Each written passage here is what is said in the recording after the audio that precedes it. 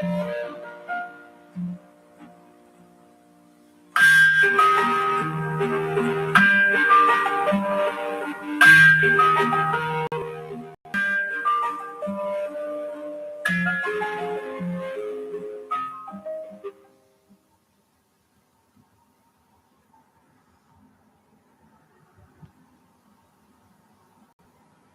to this meditation to relax into your day.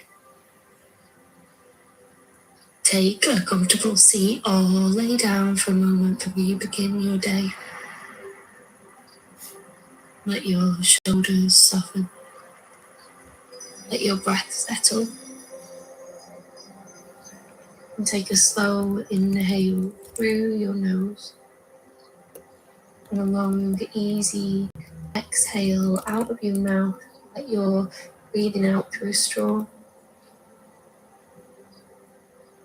Do that 2 more times, feeling your body arrive in its present moment.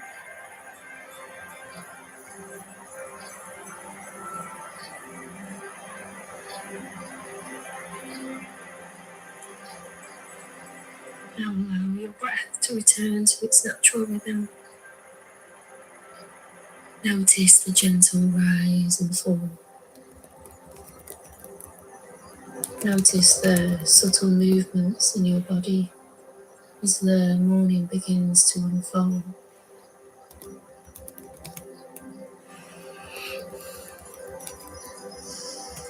And we'll begin with a simple breath pattern to steady your energy for the day. We're going to breathe in through your nose for a count of 4. We're going to exhale out through the nose or through the mouth, through pursed lips, as if you're breathing out through a straw for 6 seconds. And I'm going to count you in. So with me, exhaling now everything out of the body. And breathing in, 2, 3, 4, out, 2, 3, 4, 5, 6, in, 2, 3, 4, out, 2, 3, 4, 5, 6, in, 2, 3, 4, out, 2, 3, 4, 5, 6, in, 2, 3, 4, out, 2, 3, 4, 5, 6. Continue at your pace for a few more cycles.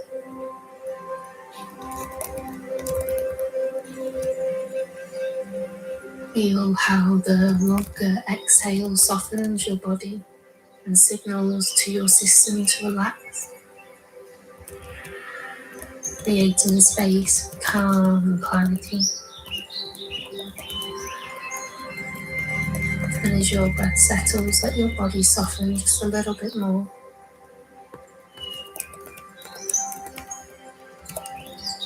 Allowing your breath now just to go back to your normal rhythm.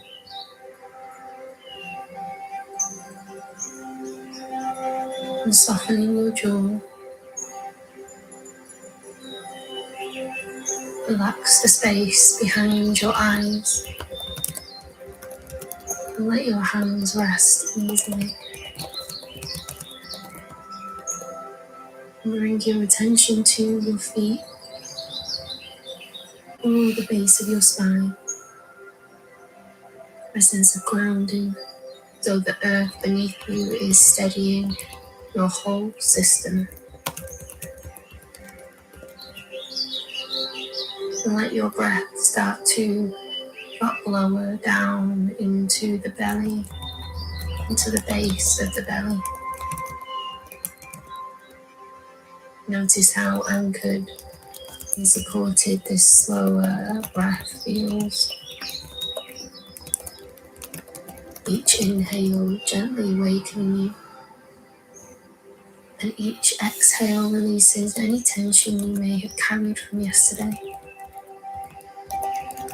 Silently offer yourself a simple morning intention, Choose one that supports emotional balance, such as I move through today with ease, or I am grounded and steady.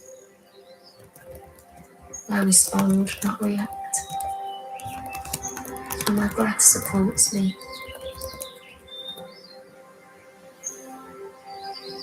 Let that intention settle into your body as you breathe. Take one final deep inhale, bringing that intention deep down into your body. And a long, soft exhale. And when you're ready, gently open your eyes or lift your gaze. Feel the calm, the clarity, and the steadiness you've created. And you're ready for your day ahead.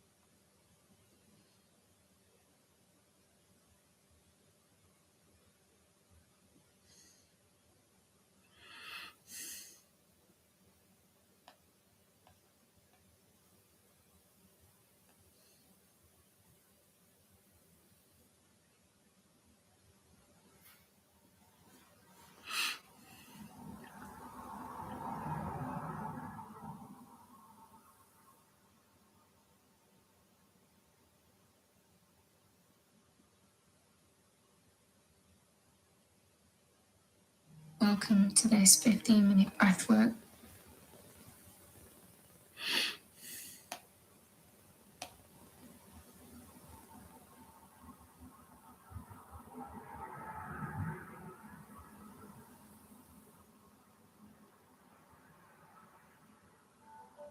Welcome to this meditation to help soothe feelings of panic.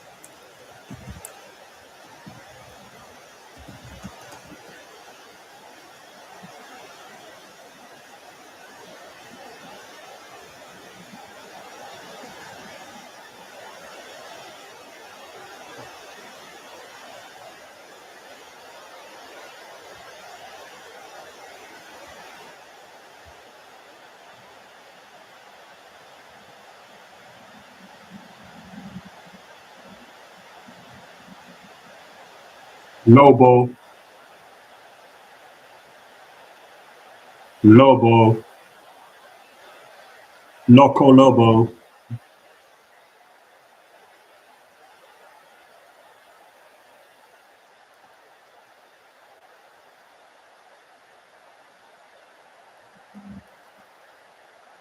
Loco Lobo,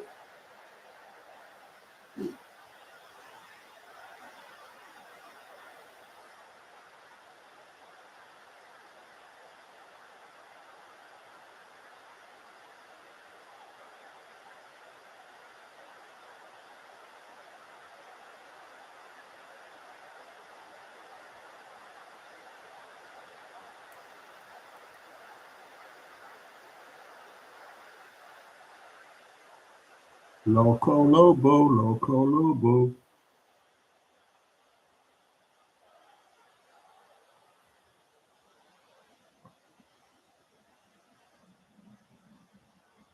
Or language. I don't know the language. It must be some type of African language. I don't know. I can't really make it up. Loco Lobo. It's a cool name.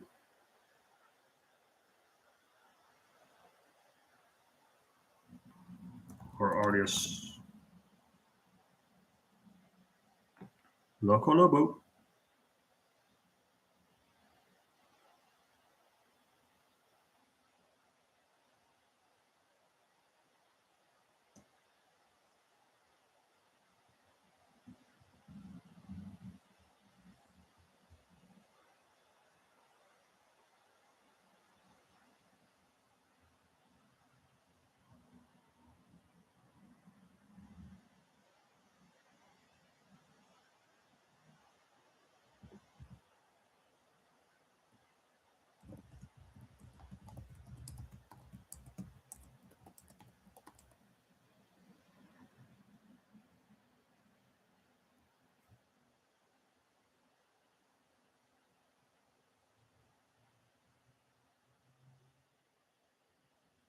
Oh, well, that's very special to hear, Loco Lobo. That's just you and me. I feel very privileged to have you in my audience.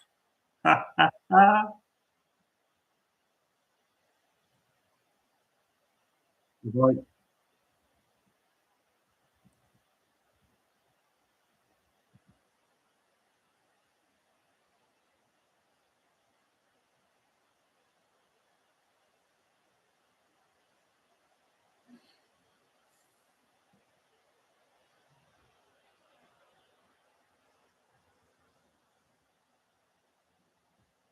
It seems like you have problems, Loco Lobo.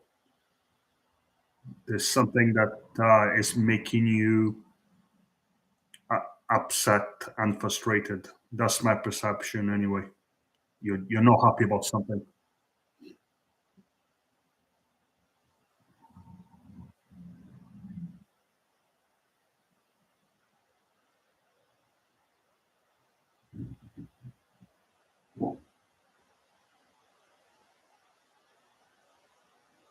You should change your name to Loco Lobo. I'm not sure if Lobo is your actual name, but if it is, obviously it's a cool name. But if it's not, you should change it.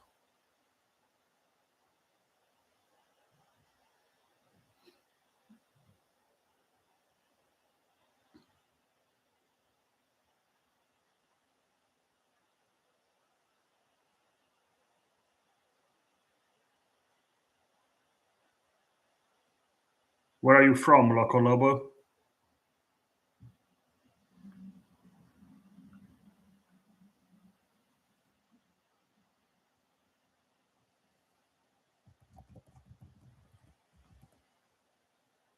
Ah, you're not, I'm assuming You're not white because your name doesn't sound English. You're not a white person. You're one of the many immigrants, people from ethnic from a different ethnic minority. Oh, okay. So your name. So you gave me a bullshit name. It's you're not Lobo. Your name is different.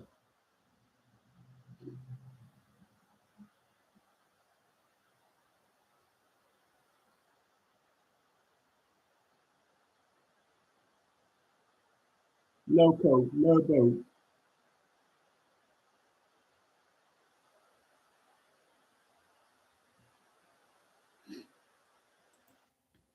Oh, I see. So you are the. So that's not your birth name. That's a name that you've changed for whatever reason. You've decided to change your name to something else.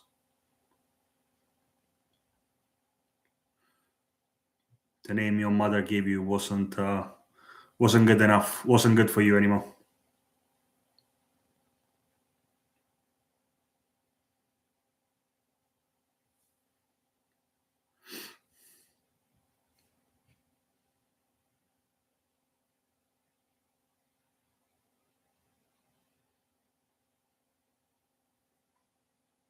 Which part of England are you from, Lobo? Loco Lobo?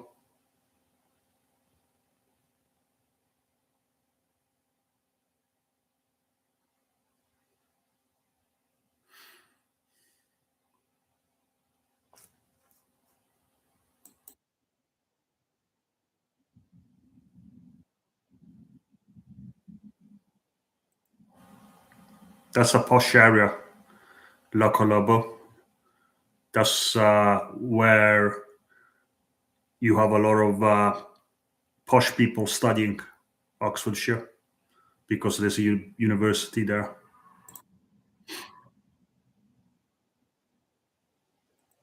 Pete, Pete, the Oxfordshire man. That's a very ordinary name. There's a lot of Pete's in this country. It doesn't. Your name is very. It's an ordinary British name, I would say.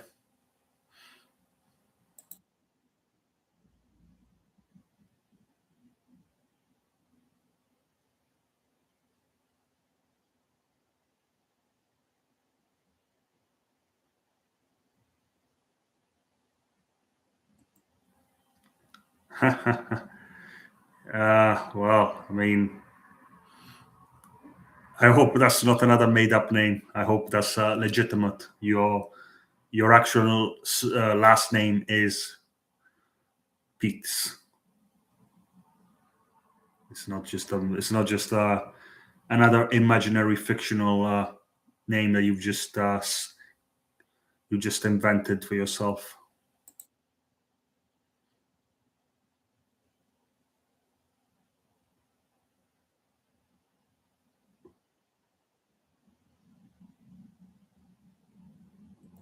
So what's keeping you awake this weekend? Well, shall I say night?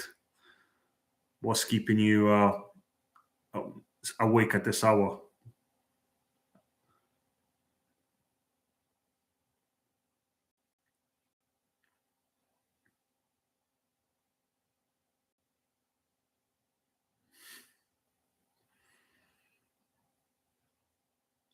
How old are you, Pete? Are you a grown up or are you like a schoolboy on holiday?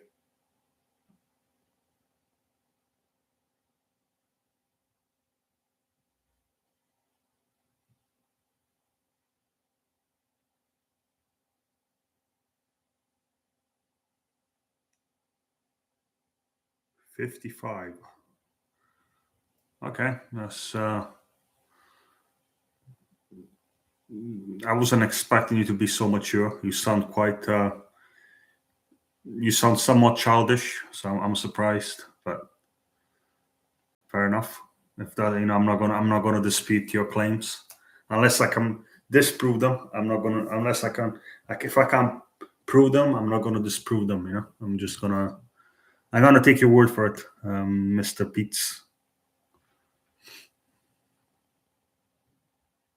I don't see why you would be making up a fictional character. I really don't see the point. I'm sure you are proud of who you are. You don't have to. You don't have to hide your identity. You can happily disclose who you are without any shame or fear.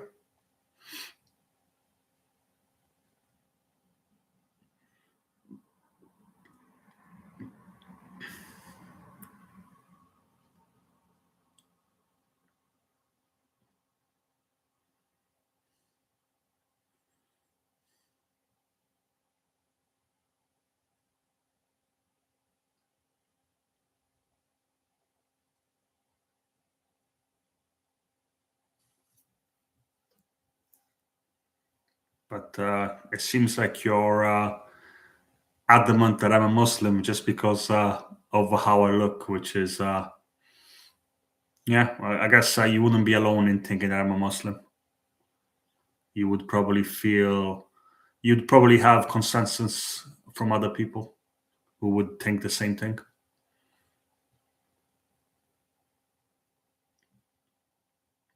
I don't know my date of birth. I can't tell you.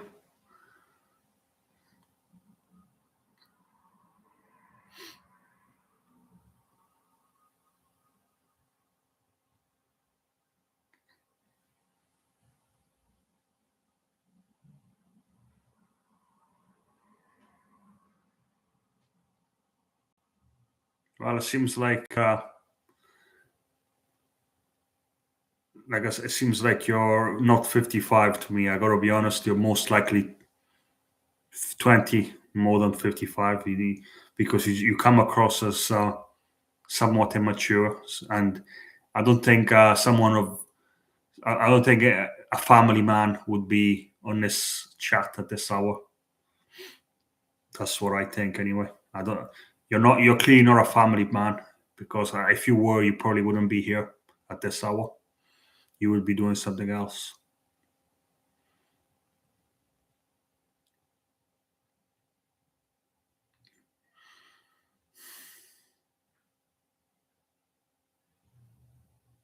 So, what keeps you busy in life, Mr. Pete's? Besides watching YouTube, what else do you do?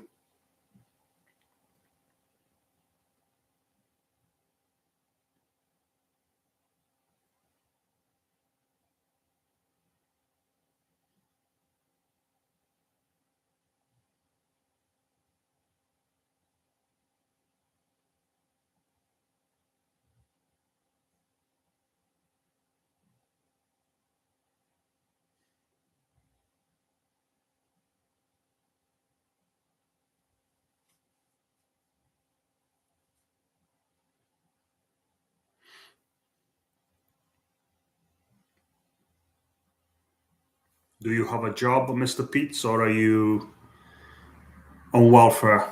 Are you like one of the, I don't know how many millions of people are on welfare, but there's quite a few in this country. It's a sick society, not just England, but Great Britain. There's a lot of sick people, a lot of people struggling with health issues,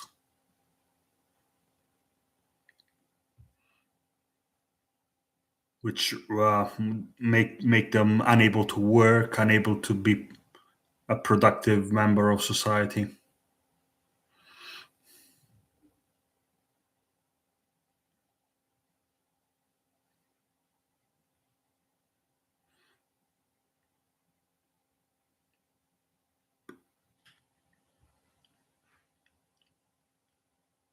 Are you able to function normally? Are you able to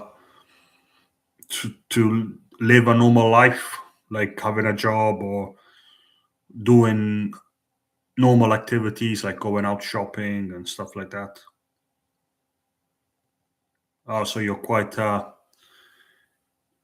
handicapped by your mental health.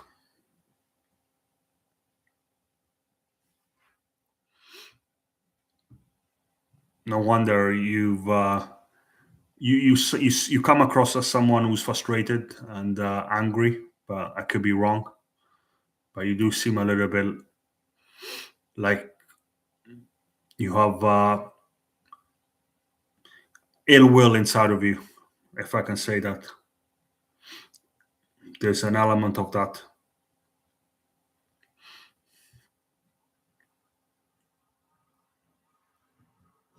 And you said you look like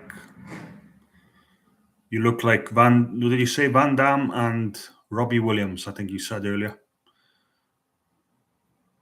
99% sure that you said that. So I thought you had a high opinion of yourself. I thought you really that when you went to the toilet, you looked at in the mirror and you just admired yourself and how great you are. But I don't think that's the case now. I'm starting to doubt that you have a high opinion of yourself.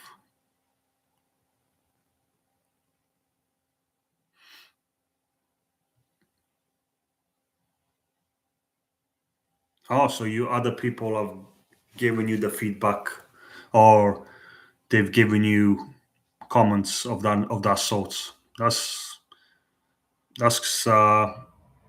well, you should take that as a big compliment. They're both icons in their respective industry. So if you should smile knowing that people see you as as similar to those successful people. I mean, Van Damme is somebody who can fight as well. So he's not just a movie star. He's an actual, former karate champion. So it's a nice compliment.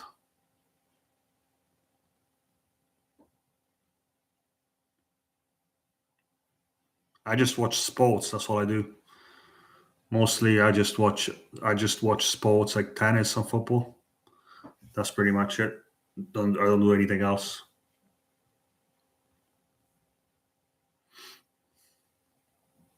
I'm a, I'm a, I'm a slave to the internet. That's what I am. I spend too much time on the internet.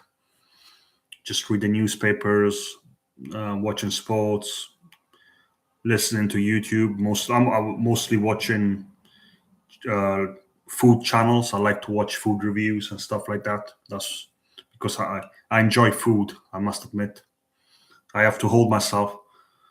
I have to hold myself back from eating too much because otherwise I'm gonna become too heavy, and I don't really want to do that.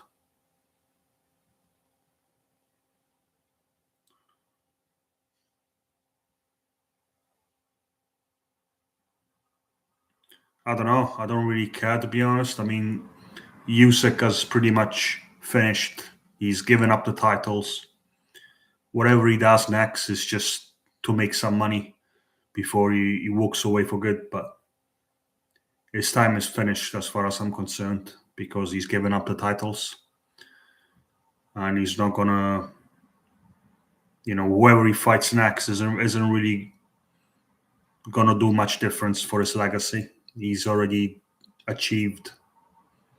He's already finished. He's already accomplished everything that he wanted to do. So I don't really know who he's gonna fight next, but because it's not important, he's already he's pretty much already finished once he's given up the titles. But I don't like him. I think he's just an idiot, to be honest. Whenever I hear him speak, he just comes across dumb, just dumb. He doesn't have anything meaningful to say. Just I don't know. He just comes across as a bit of a not a particularly bright person, and he comes across as stupid. Yeah, stupid. That's the word I'm looking for when I hear him speak. I don't know if he plays an act or if he thinks he's cool, but whenever I hear him speak, I just turn it off. I'm just like, this guy is going to talk stupid anyway. So, but ultimately, what matters is that he can fight. Well, obviously, he's going to retire now, but what mattered is that he could fight. That's the important part.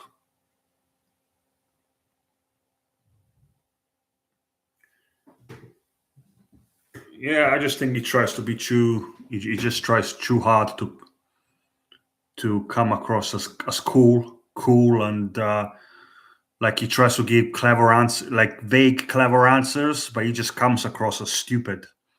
Is you just laugh at him because his answers are.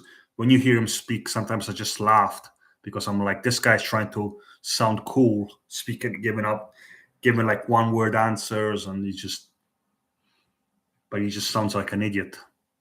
But obviously, he's a great fighter. He knows how to fight, and that's what matters at the end of the day.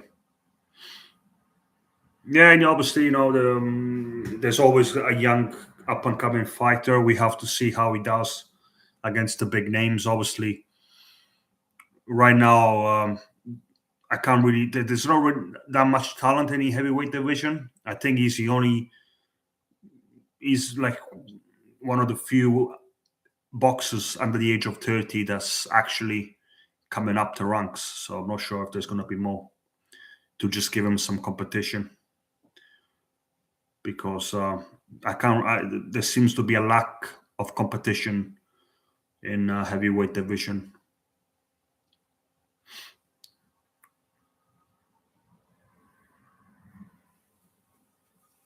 But like I said, I don't watch professional boxing that much anymore.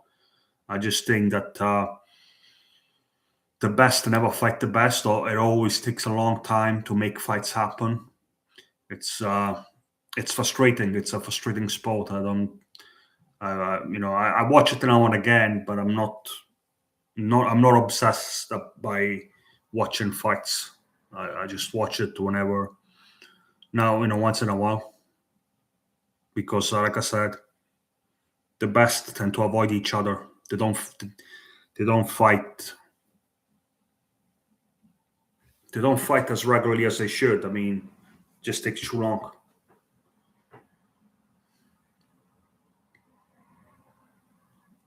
Yeah, I mean Joshua and Fury. I think they're gonna finish this year. I don't think they're gonna have a fight in 2027. I think this is the final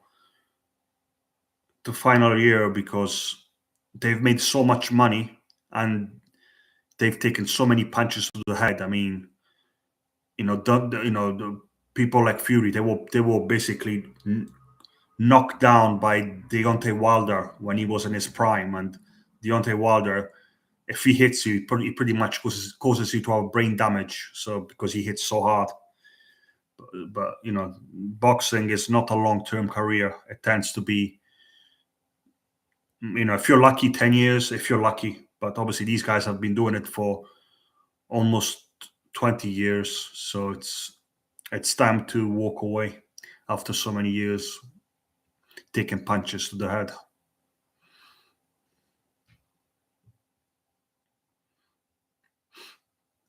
And I think that's what they're going to do. They're going to fight each other before the end of this year, 2026. And then someone new is going to become champion. Obviously, Usyk is gone. Fury will be gone. Joshua will be gone. And I don't know who's going to be there to take over. Maybe that Itoma, but I don't know if he's ready. He's only 21. I don't know if I don't know if he's mentally ready to be champion. That's to be seen.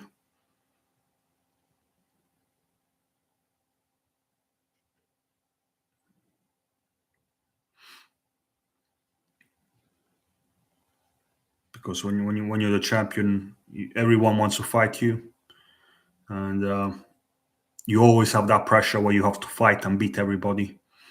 It's not easy to be a champion because everyone wants to fight you once you become champion.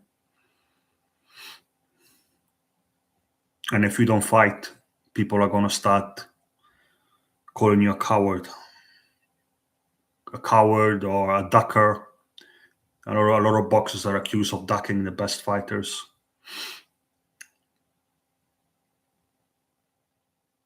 Yeah, well, I think Joshua, he's always he's always been knocked down. He's always had a suspension. But now, after his last fight, a lot of people have said he should retire already. He shouldn't fight anymore because he doesn't have any more punch resistance. He's as soon as he gets hit by someone who hits with power, he falls over. So I'm not sure if he's going to continue. I'm not sure if he's even going to have one more fight. Maybe he will, just because the money is going to be too good, especially if he fights Joshua. But that's pretty much it. Then he's going to pack it in because his punch resistance after the last fight, his punch resistance is basically non-existent. It's gone. So I don't believe we'll see him beyond 2026. I think, he's made a lot of money anyway because of obviously he's an icon. He was an Olympic champion back in 2012. So he's built a legacy in this country. He's become an icon. So he's going to retire. I'm assuming he's going to retire with a lot of money to invest and just live a comfortable life. I don't think he's desperate for money.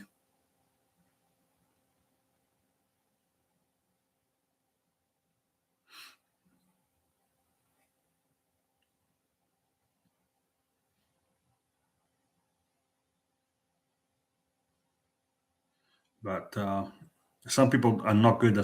Some people just like to spend money. So not everybody's a saver. People like to spend. I mean, there's so many things that you can spend money on: cars, watches, jewelry, houses. I mean, £1 million, millions of pounds you can just spend them easily, especially in this country. If you're a rich person, it's easy to spend money on luxury things.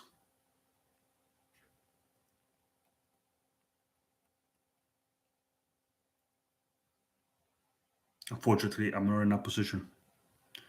I don't. I'll probably never know what it's like to have millions. So unless I win a lottery, but when you're a elite sports person, especially in a popular sport like boxing, you're gonna become a millionaire. You're gonna become someone who's very wealthy and just live like a rich person.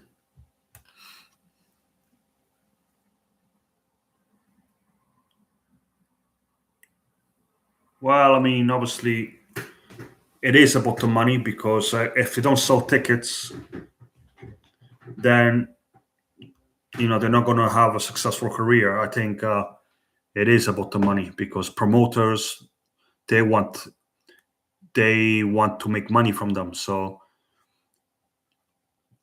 it is 80%, 70 to 80% is about the money, especially when you become professional. I mean, without money, you're essentially worthless. If you can't make money, you're worthless. You're not going to be. Promoters are going to turn you down. Television networks are going to turn you down. You have to be able to sell tickets, to sell pay-per-views. Otherwise, you're not going to have a successful career if you can't sell tickets or pay-per-views. Sure, you got to be able to fight, but you also have to have people to tune in into your fights. If no one cares about watching you, then you're pretty much not going to have a successful career anyway.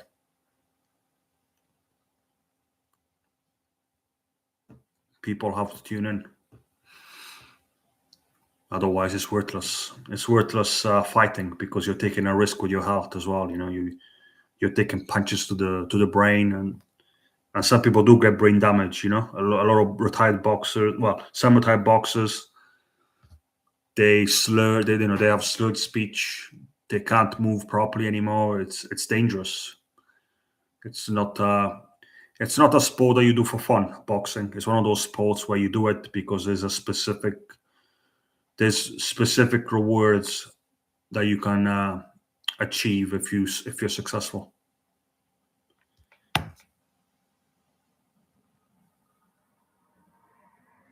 Yes, you fight to win, but if there's no money involved, then you're not going to be able to make a living. You're not going to be able to have a career. I don't think. I think money. I think money is just as important as the winning. I think. But I'm not going to say any more than that. I mean, ultimately, I'm not a professional boxer, but I'm sure that most professional boxers would agree that winning is also about being paid a good amount of money because of the risk that you have to take for every fight.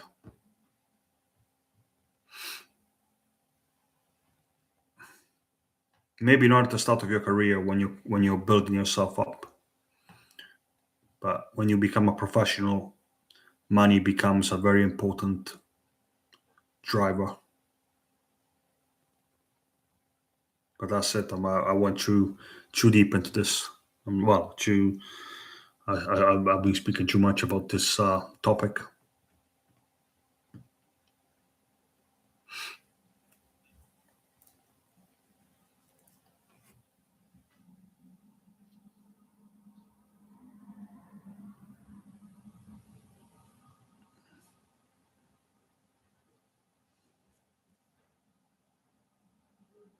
Yeah, vabbè, a più tardi.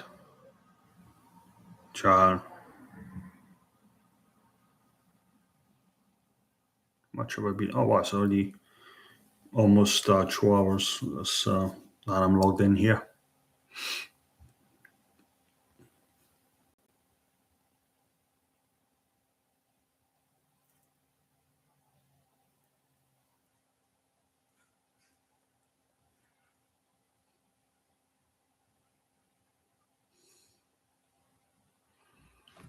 I'm not sure. I'll probably go out again later. I mean, I don't really plan.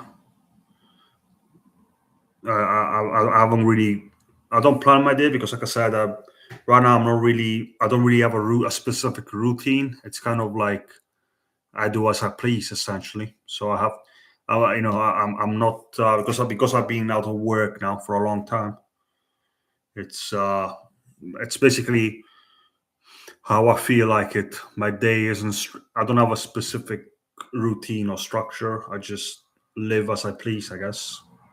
Because I might go out for a cycle, or I might just go to bed and have a nap. Well, I'll make up my mind soon.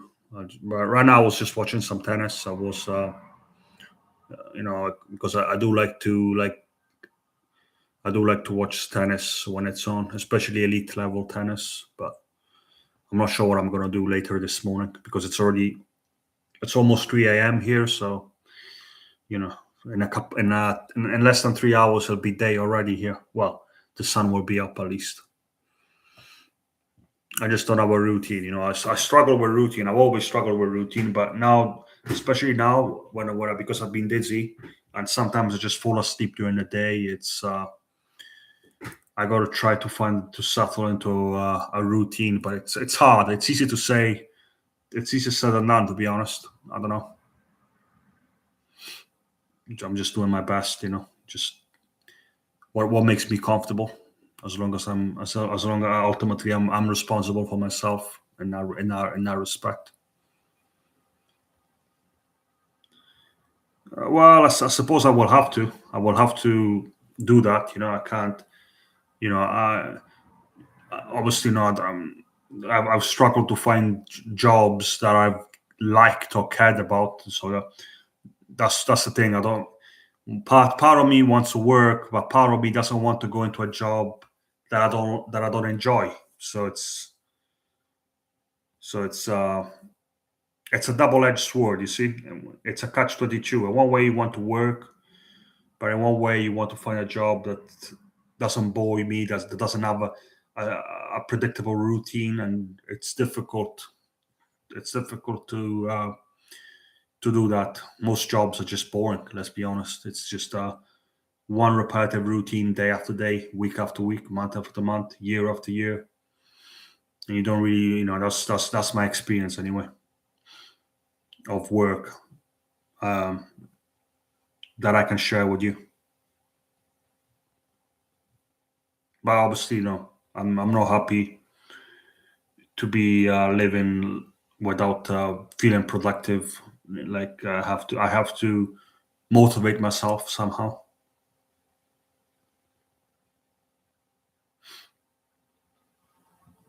Motivation is the king. My motivation, obviously, good health and motivation, have being driven by something. If you're not driven, you're not gonna.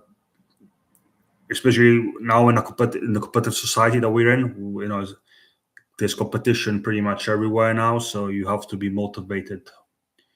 Otherwise, you're gonna struggle. If you're not, you have to be capable, of course, but you also have to be motivated. And I'm not sure if I'm not sure about my motivation right now. My motivation is really low because I've had too many bad experiences over the last 10 years. I would say, of me going to jobs that I quickly realized were not for me, and I just wanted to walk away from because I didn't see. Besides earning some currency, I just thought was these jobs are so repetitive, so routine, so predictable. You just get bored of it, and you just don't find any fulfillment. That was another struggle of mine, not finding fulfillment in whatever whichever job I did, and sometimes struggling to fit in around the other people that were working in it. But obviously, that everyone is different. Everyone has their own personality, their own strengths and weaknesses. My weakness is that I get bored of things after a while. I can't be consistent. I get bored of routine and doing the same thing over and over and over.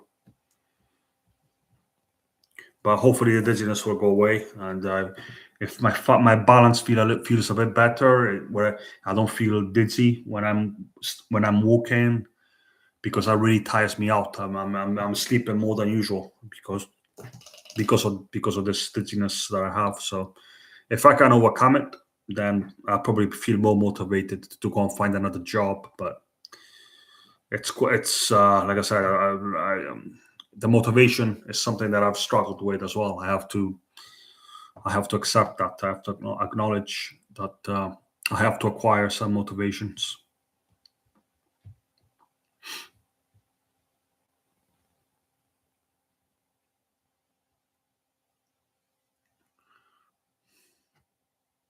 True personalities. I mean, I'm not. Ultimately, I live in a part of the UK where a lot of people are unemployed. If you look at the statistics of the city where I live, it's underperforming as a city. So it's not the best environment to find work opportunities. I will admit.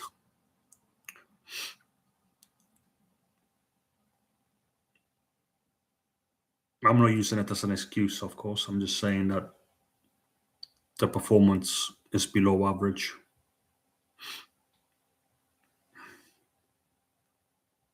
And that's not me saying it. That's official statistics for this place.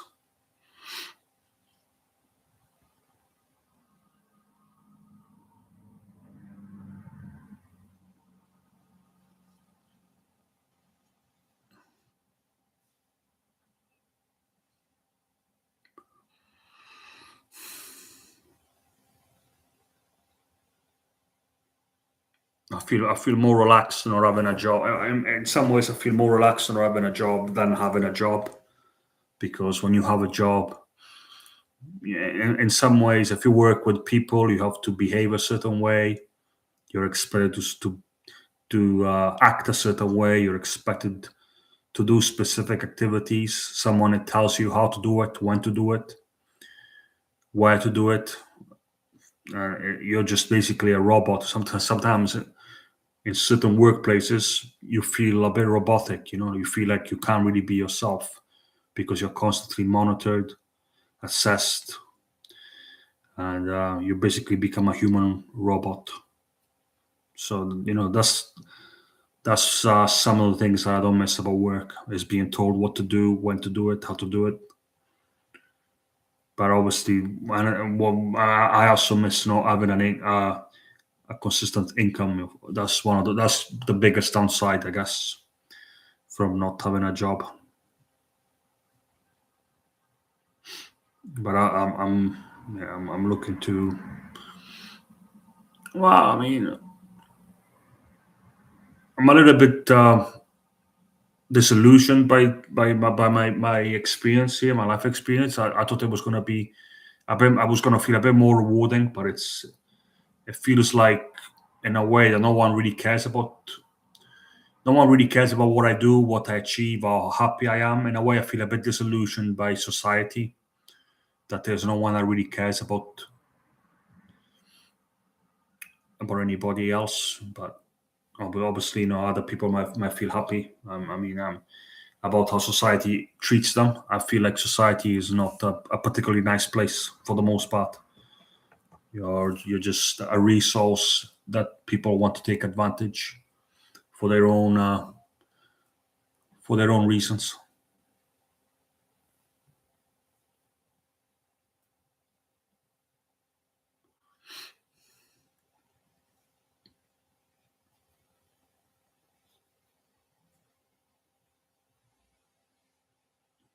Obviously, there's a lot of people don't a lot of people are so driven they don't even think about they don't really think about anything else. They just think about what they want to achieve in life. They don't care about other people or anything else in their life going on.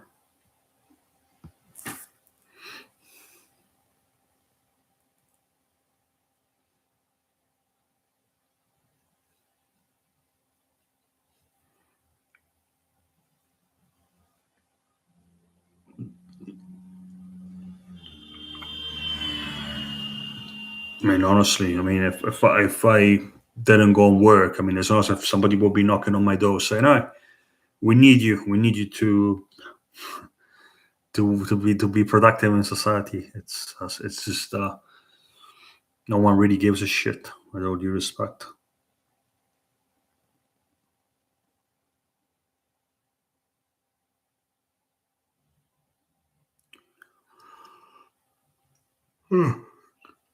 Yeah.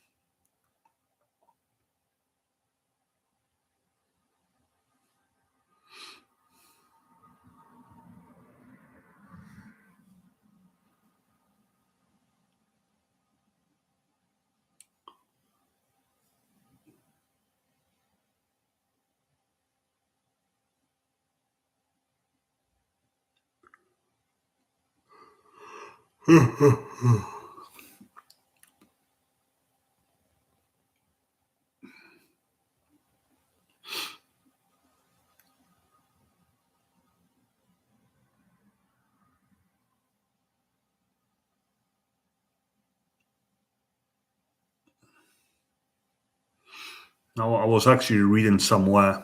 I was reading, or I've read online somewhere that over 80% of people's thoughts are negative. So it's uh, it's normal to think negatively about life.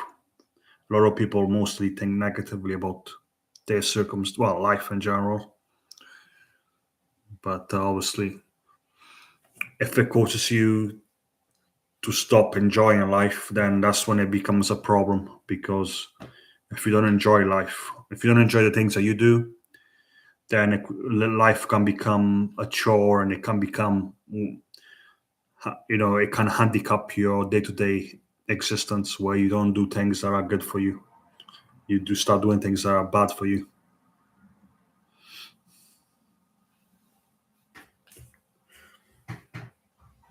That's why it's important to find a purpose, to find something that fulfills you. Otherwise, you're just going to start making bad choices, and those bad choices always have a price at some point.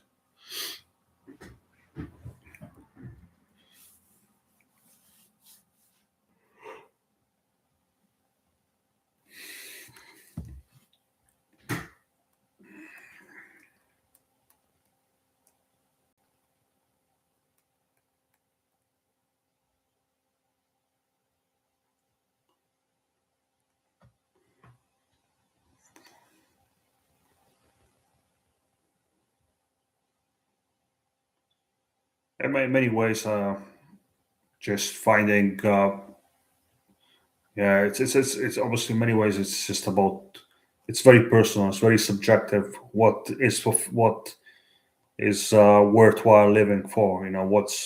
How you should live, what you should do. It's very subjective.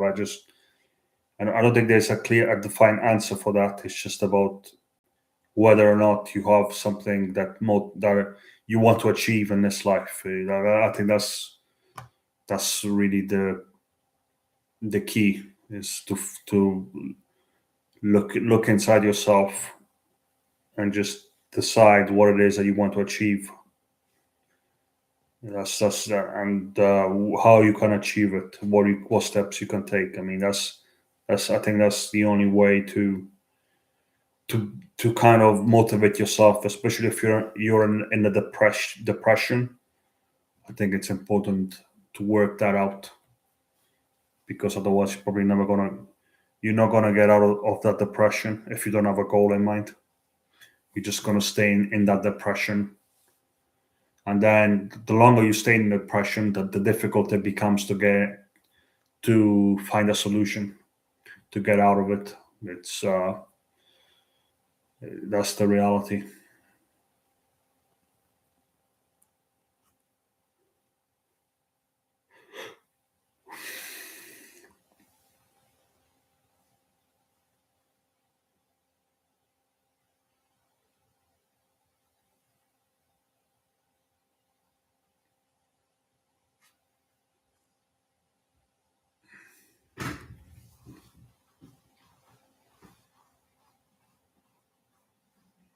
I think most people want love as well in life. I think it's important to have someone that loves you, someone that cares about you, about your happiness, about your well-being.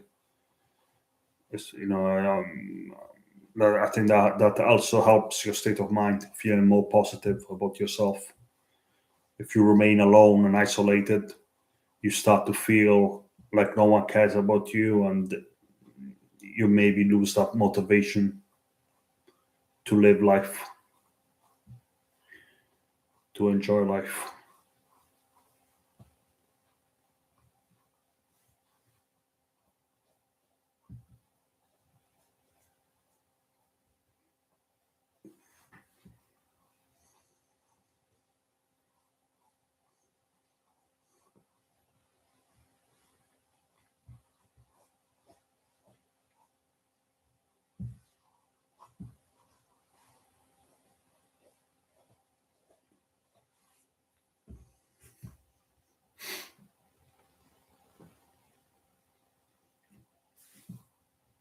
I don't think there's going to be anyone else tuning in this chat. I think it's just you two now. That's it. That's the only people who are going to be here. We're not going to have a different perspective.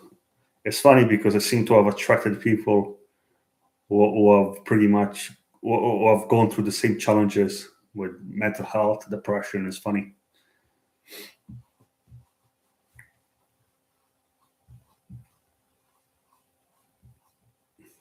But yeah, obviously, I would say that if it becomes too difficult to kind of motivate yourself to get out of bed and doing things, that's probably when you need to ask for help, ask for people, ask for support, even from professionals, because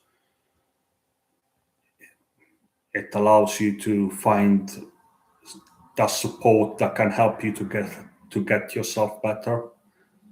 Because depression can really impact your day. It can really make you less productive, So it's always worth to have help, to ask for help if you can. If you're really struggling. That's what I think anyway.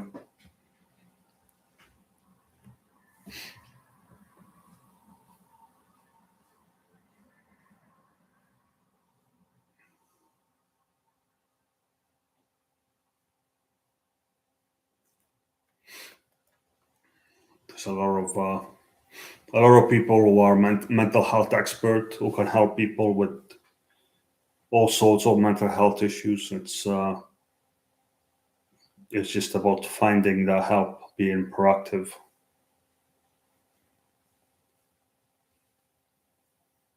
Just obviously, it's not going to work for everyone, but sometimes it's just worth a try, just to kind of break that spell of negativity that you find yourself in.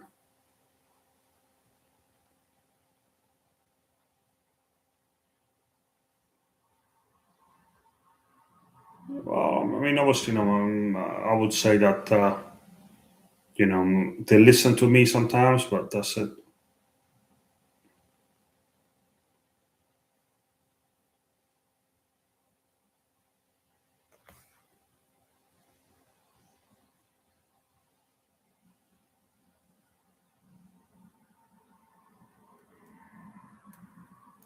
Well, it's words, but it's through words that we understand things. And if you can speak to someone who can help you figure out what's causing you to feel depressed, and how what you can do to overcome those feelings of depression, or whatever it is that you have, anxiety, those words can be very powerful. So yes, it's words, but words can have a powerful impact on people. So it's not something to overlook.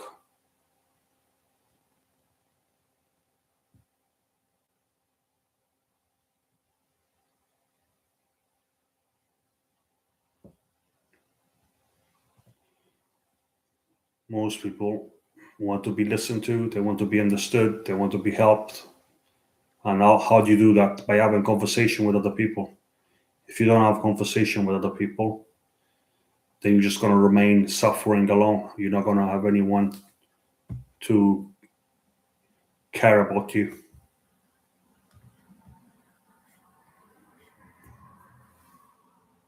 if you don't speak up.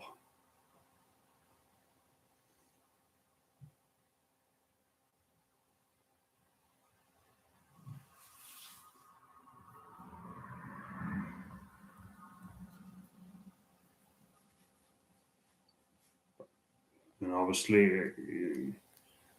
I don't know what circumstances you're faced with at the moment. So it's obviously, I don't know how easy it is to seek help. I just don't know, because I'm not in your position. So it's difficult for me to be able to know for sure what kind of help may be available where you are.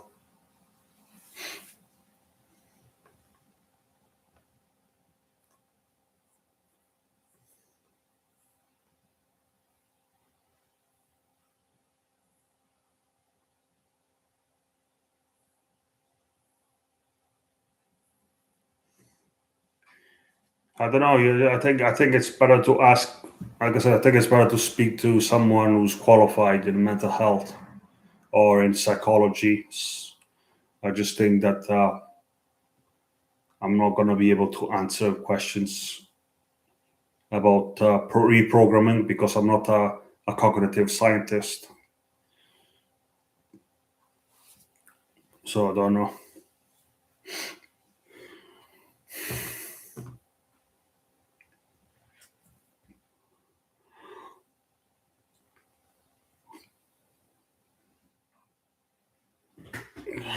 I'm getting too comfortable in this chair. I think I might be coming off soon. I'm gonna take a break.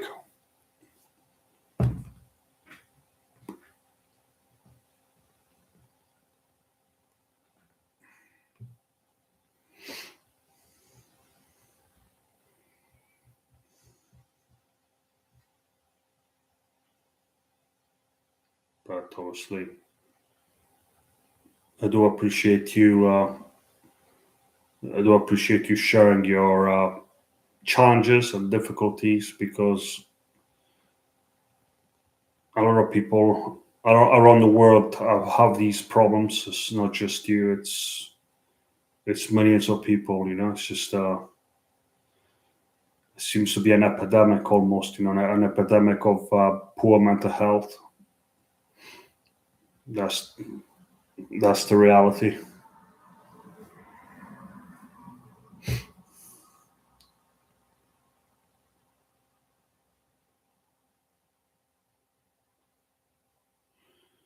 Well, I think obviously, there might be practical steps for you to get better, but you probably have to go to see like you probably have to try some sort of therapist and see if they can help you with that. I mean,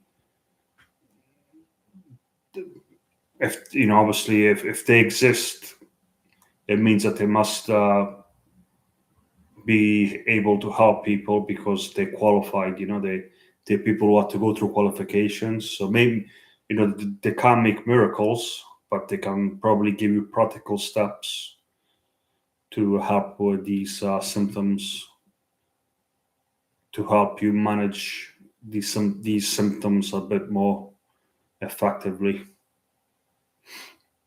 But obviously, it's just your decision.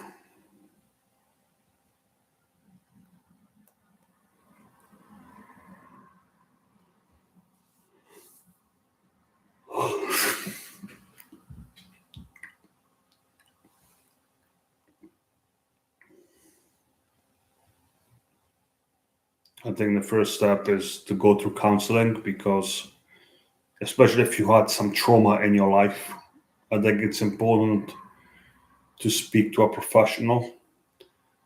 And I'm not really gonna give you advice, because I'm not a professional. I'm not qualified to give advice. So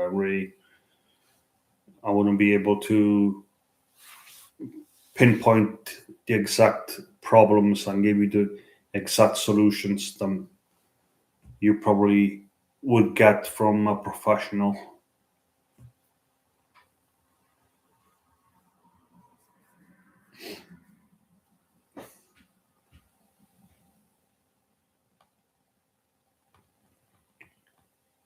Well, like I said, it's worth trying. I mean, I'm sure some people,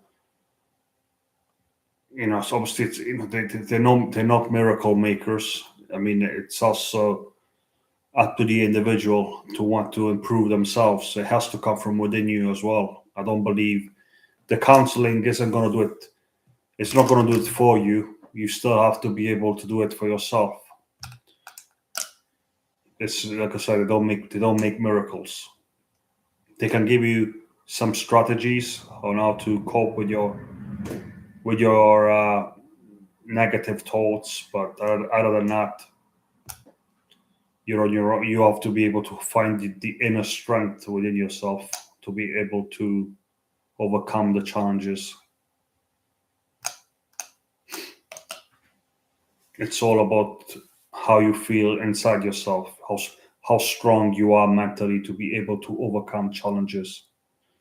Not everyone has the same mindset. Some people are better at managing adversity than other people, but you can try your best. You can make a conscious effort to improve.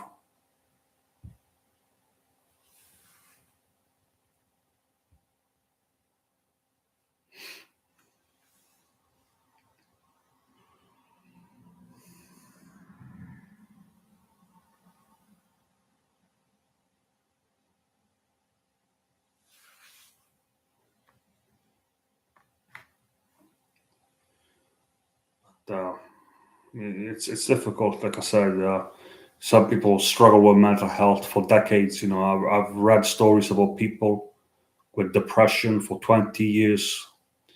So a lot of people go through a big chunk of their life with depression, anxiety. It's not a joke.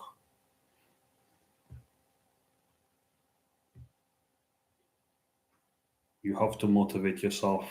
You have to believe in yourself, and you have to be proactive.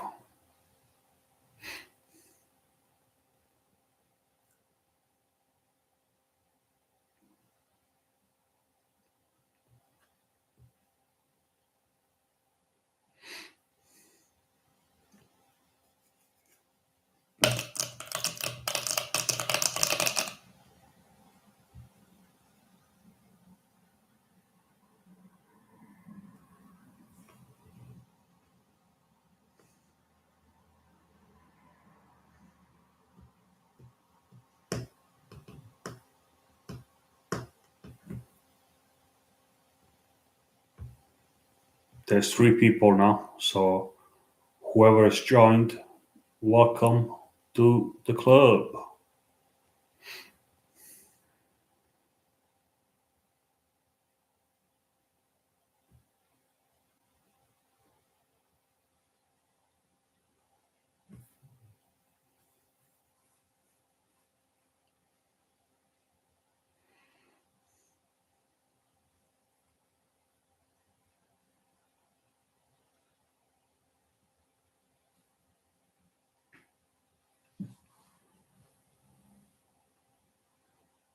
So Lobo, I don't think has a job. I don't think he's working either. I think the depression is too strong to be able to work for Lobo. Loco Lobo, you got a bong going on there.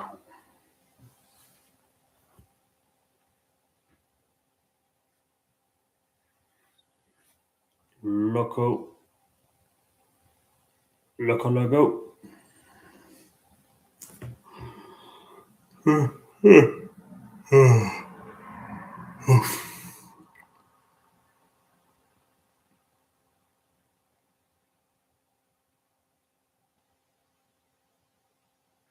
Oh yeah, you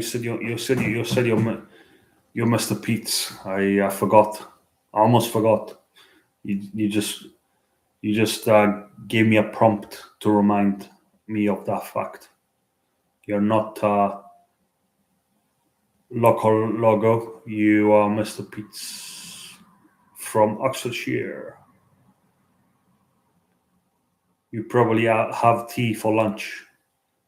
This is some fine Yorkshire tea. It's delightful. You should try it. It's good for you.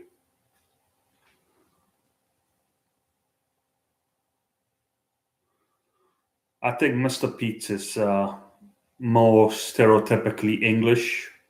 I think you should keep Mr. Pete's. But Loco Logo was more fun, or it sounded funnier. But Mr. Pete's is more appropriate. It sounds normal. Mr. Pete's, would you like some tea? Certainly.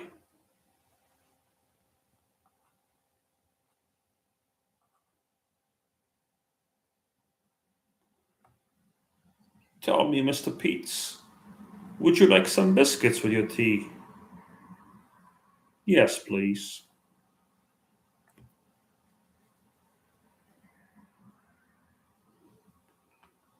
Mr. Pete's, we don't have beer. This is not a pub. This is a cafe.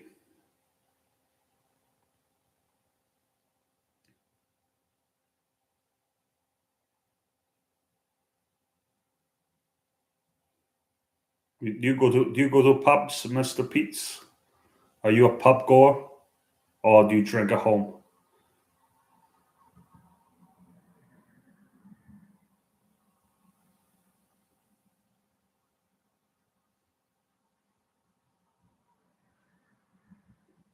Mr. Pete's favors beer over tea.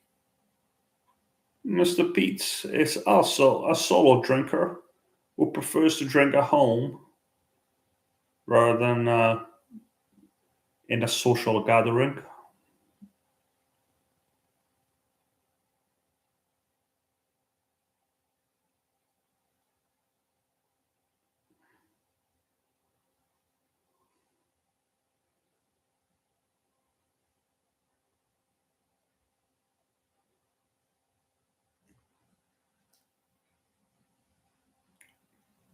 So despite the fact that you hate Muslims and I look like a Muslim, you don't have a problem with me. I don't. I thought you had a problem with me earlier, so I'm not sure now what's going on here. I'm a bit confused. Mr. Pizzas confused me. First, because I thought he hated Muslims, and second, because he thought I looked like a Muslim, and therefore hated me as well because of that. I don't know.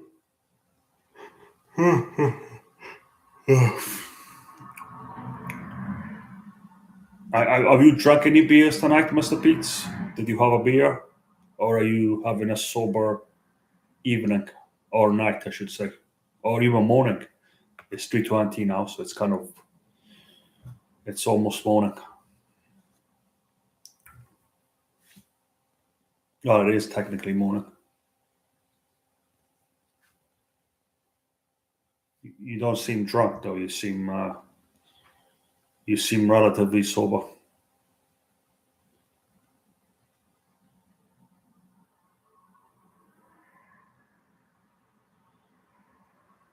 Oh, okay. I guess I don't sound Pakistani because my Pakistani accent is very peculiar. You can just tell when someone is a Pakistan. Is from Pakistan. They have a specific accent that I don't have. I know this because there's a lot of Pakistanis in the UK. It's not. It's there's a big population of people from that country.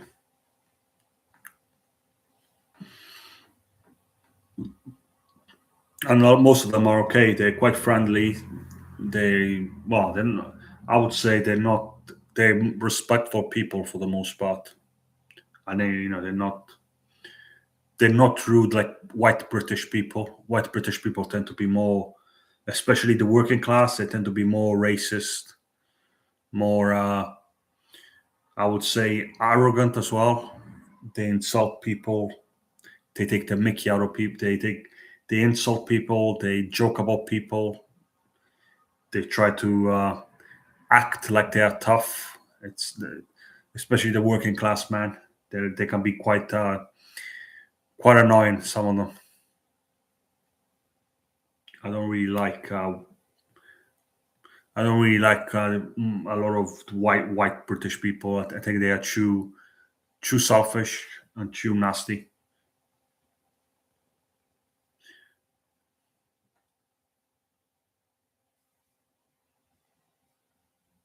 You can't really trust British people. They are very individualistic. You always have to be careful. They don't stab you behind your back.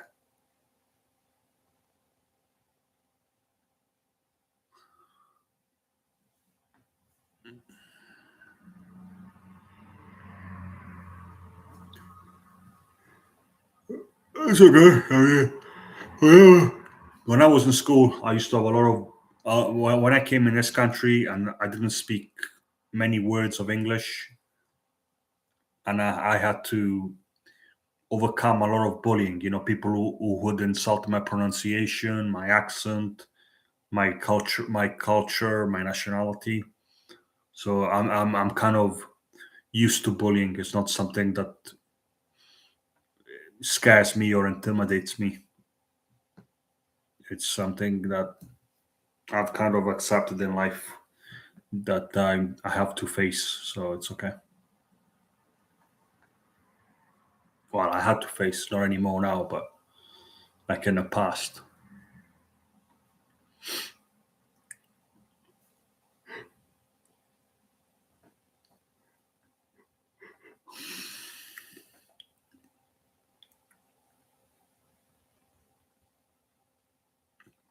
Like I said, me personally, if there's an incentive for me to move back, if I know for sure that there's a better way of life for me there, then I would.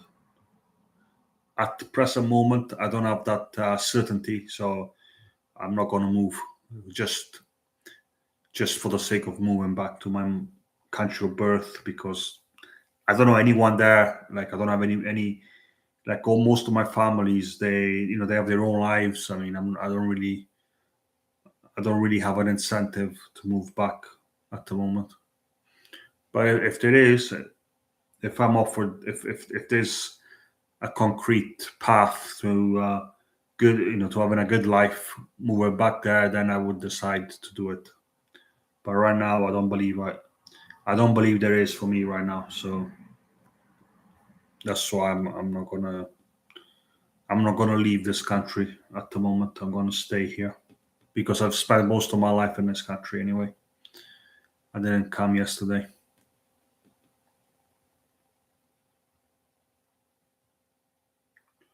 I don't know. My parents, they're old people. They're like pension age almost now. Well, so I don't know what they want to do, but obviously they know that if they go back to Italy, here, they have their doctors. They have their routine here. That I don't know if it would be as easy for them to live in Italy as it is here. I mean, obviously, I I think the public services in Italy are less effective than here in the UK. So I think my parents are better off staying here, given the circumstances. I think if they moved back to Italy, life would become more challenging for them. So it's probably not worth it. Not worth them leaving to move back to that country. I think they're better off staying here for the time being.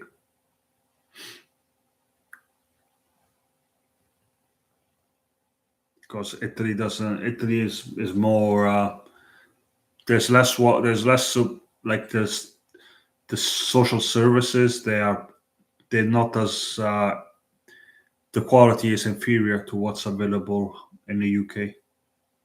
So I don't think it's a good idea for them to move back because they've been here for almost 30 years. So what's the point? What's the point of moving somewhere and having more difficulties and thrown at you in life? There's no point.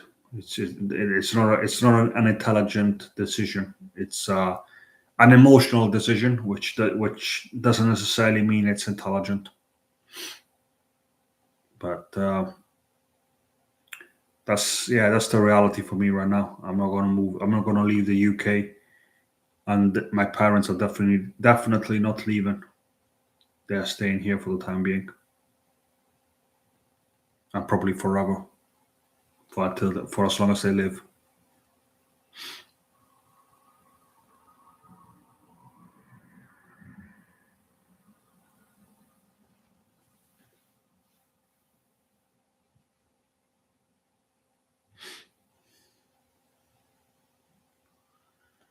But yeah, I mean, obviously, I appreciate. Oh, I don't know. It's difficult, man. I just feel myself. I don't even care about. I don't even care about these questions, like how I feel. I just feel like myself. It doesn't matter whether it's British. I just feel like it's about personality. It's about your character. But obviously, I am influenced by Italian culture. I do like Italian food. So I guess it's I would still consider myself Italian, but I don't think too much about it. You see, because ultimately I also feel at home in this country. I speak the language. I know the culture, so I kind of know both. I know both places very well, so it's difficult. But obviously, I was born in Italy, so I'm still going to say I'm Italian. I still feel more Italian because I was born there.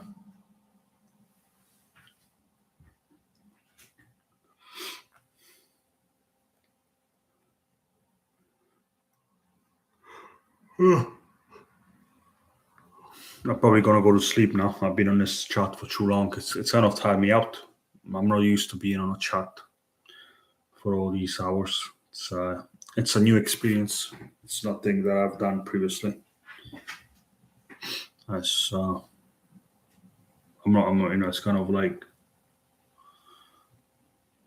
yeah, it's been a long night for me here. So I do appreciate that I may need to go and get some rest, just to relax a bit, relax my eyes, rest my eyes, and that's pretty much it. But obviously, I do appreciate all the questions and all the statements about your life experience. It's always interesting to hear about other people's perspectives.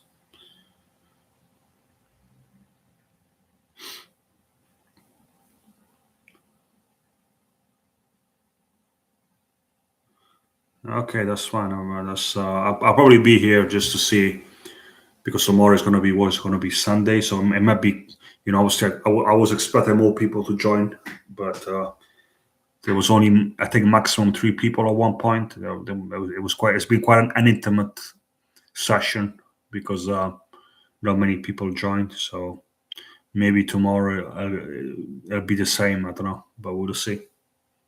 For the time being, I'm just gonna wrap it up and appreciate your time, and hopefully, like I said, things will work out for you. And I know, obviously, you've got dreams you want to achieve. You've got things that you wanted to achieve in life. So it's important to keep your hopes alive, and that's really all there is to it in life. Goals for the future, and hopefully that future will materialize itself at some point.